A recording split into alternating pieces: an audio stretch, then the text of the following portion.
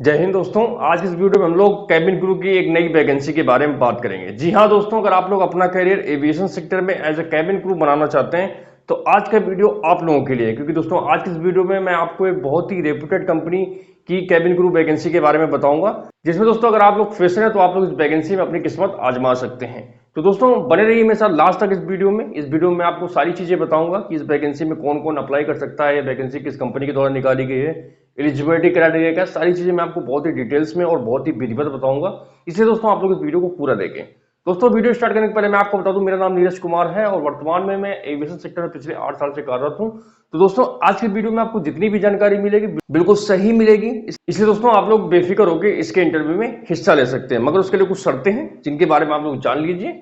ठीक है, तो दोस्तों फाइनली कैबिन क्रू की वैकेंसी निकल के आ चुकी है और यह आकाशा एयर के माध्यम से वैकेंसी निकाली गई। ठीक है, एयरलाइंस का नाम है आकाशा एयर और इन्होंने कैबिन क्रू के लिए वैकेंसी निकाली है।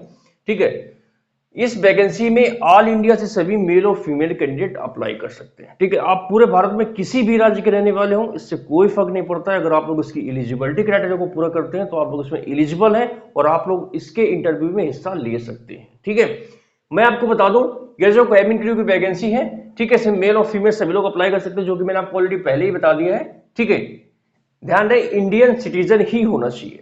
इंडिया के अलावा अगर आप दूसरी कंट्री के रहने वाले हैं तो आप लोग इसमें एलिजिबल नहीं है और आप लोग अप्लाई नहीं कर सकते, केवल इंडियंस के लिए है। ठीक है, और आप लोग इस वैकेंसी में केवल ऑनलाइन माध्यम से ही एप्लीकेशन कर सकते हैं। इसमें आपको ऑनलाइन रजिस्ट्रेशन करना पड़ेगा। ठीक है, और दोस्तों आप लोग यह रजिस्ट्रेशन 19 अक्टूबर 2024 तक कर सकते हैं। मतलब अगर आपको रजिस्ट्रेशन करना है तो आप लोग 19 अक्टूबर तक इसमें रजिस्ट्रेशन कर देना, क्योंकि उसके बाद इसका लिंक क्लोज हो जाएगा और आप लोग एप्लीकेशन नहीं कर पाएंगे। मतलब 19 तारीख के बाद अगर आप लोग ये वीडियो देख रहे हैं तो फिर आपके लिए वीडियो बेकार है। ठीक है, इस चीज को ध्यान रखना। और दोस्तों जो लोग इस वैकेंसी में एप्लीकेशन करना चाहते हैं, मतलब रजिस्ट्रेशन करना चाहते हैं, तो आप लोग इस वैकेंसी का रजिस्ट्रेशन लिंक इस वीडियो के नीचे डिस्क्रिप्शन में पा सकते हैं, या फिर इसी वैकेंसी का अप्लाई लिंक मैं अपने टेलीग्राम चैनल पर डाल दूंगा। टेलीग्राम चैनल का लिंक नीचे डिस्क्रिप्शन में आपको मिल जाएगा, या फिर आप लोग नीरज गुरुजी के नाम से सर्च करा लेना तो आपको टेलीग्राम चैनल मिल जाएगा। वहां पर इसी वीडियो के जस्ट नीचे मैं इस वैकेंसी का अप्लाई लिंक भी डाल दूंगा। ध्यान है, जब आप लोग इस वैकेंसी में एप्लीकेशन करेंगे, अपनी डिटेल्स डालेंगे, उसके बाद आपकी प्रोफाइल की स्क्रीनिंग की जाएगी और अगर आपकी प्रोफाइल परफेक्ट होगी तो केवल जो शॉर्ट लिस्टेड कैंडिडेट होंगे, जो सिलेक्टेड कैंडिडेट्स होंगे, उन्हीं को इंटरव्यू स्थान डेट सबकी मेल आएगी। इस चीज को ध्यान रखना।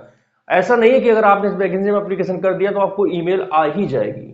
ठीक है, अगर आप एलिजिबल होंगे, आप लोग इनके जितनी भी रिक्वायरमेंट्स हैं उनको अगर आप पूरा करते हैं तो ही आप इसमें एलिजिबल होंगे और आपको वेन्यू और डेट का पता चल पाएगा। ठीक है दोस्तों, इस वैकेंसी का अप्लाई लिंक आपको इसके डिस्क्रिप्शन में मिल जाएगा, या फिर आप लोग ये जो आपको स्कैन बार दिख रहा है आप लोग देख रहे होंगे, इसको आप लोग गूगल के माध्यम से स्कैन करके भी एप्लीकेशन कर सकते हैं। ठीक है, एज की बात करें इसमें 18 से 28 साल एज का क्राइटेरिया फ्रेशर के लिए रखा गया। जो फ्रेशर कैंडिडेट है जिनके पास एविएशन सेक्टर में काम करने का कोई अनुभव नहीं है, वो लोग 18 से 28 साल तक इसमें अप्लाई कर सकते हैं। आप किसी भी कैटेगरी से आते हो, general, OBC, EWS, SC, ST, इससे कोई फर्क नहीं पड़ता है। ठीक है, अगर आप फ्रेशर हैं तो आपकी एज 18 से 28 साल होना चाहिए। आप मेल हैं या फीमेल हैं, ठीक है, आप कोई भी हो, बट 18 से 28 साल के बीच में होना चाहिए। ठीक है, और जो एक्सपीरियंस कैंडिडेट है उनकी एज 18 से 35 साल के बीच में होना चाहिए। ठीक है, अब इसमें जो फटाफट हम लोग बात करते हैं एलिजिबिलिटी क्राइटेरिया क्या रहेगा। ठीक है, तो जैसा कि मैंने आपको पहले बताया था, इस वैकेंसी में मेल और फीमेल दोनों लोग एलिजिबल हैं और दोनों लोग अप्लाई कर सकते हैं,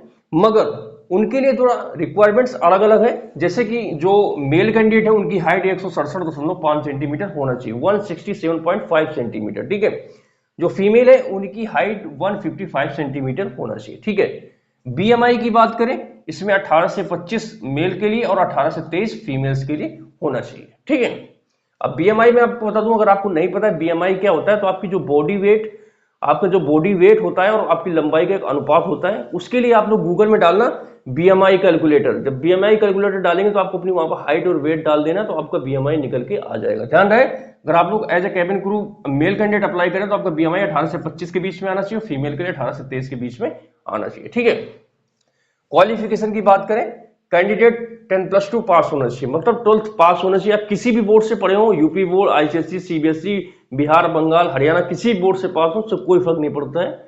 ठीक है, मगर ध्यान रहे जो लोग इसमें अप्लाई करेंगे उनको इंग्लिश बहुत ही खतरनाक वाली आनी चाहिए। मतलब आपका जो इंग्लिश फ्लुएंसी है बहुत ही बेहतर और बहुत ही अपर लेवल का होना चाहिए। मतलब अगर आप जैसे ग्राउंड स्टाफ में अप्लाई करते हैं तो उसमें इंग्लिश थोड़ी बहुत चल जाती है।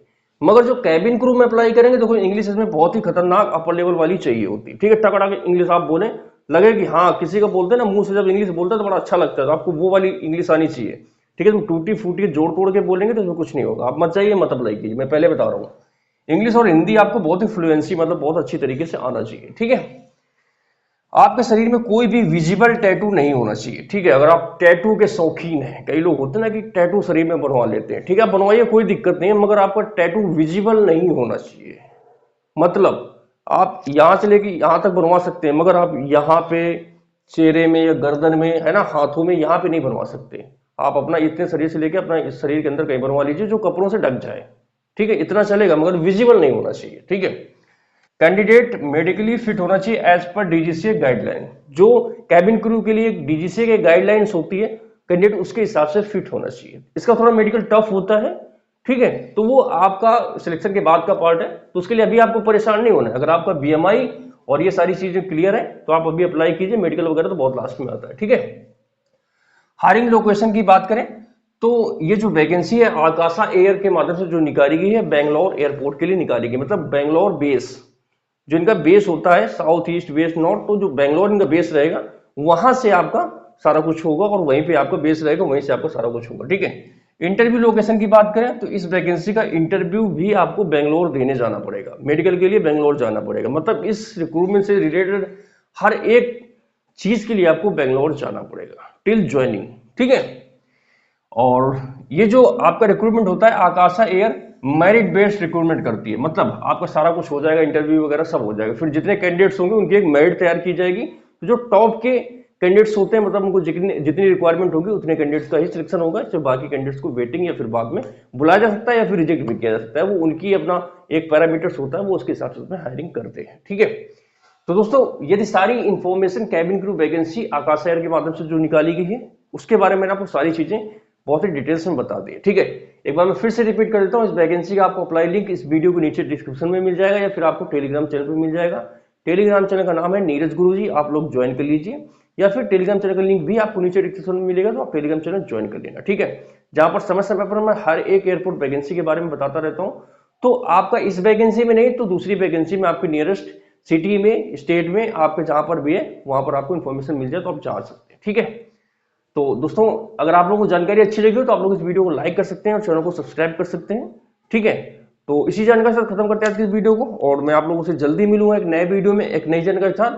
तब तक के लिए जय हिंद, वंदे मातरम।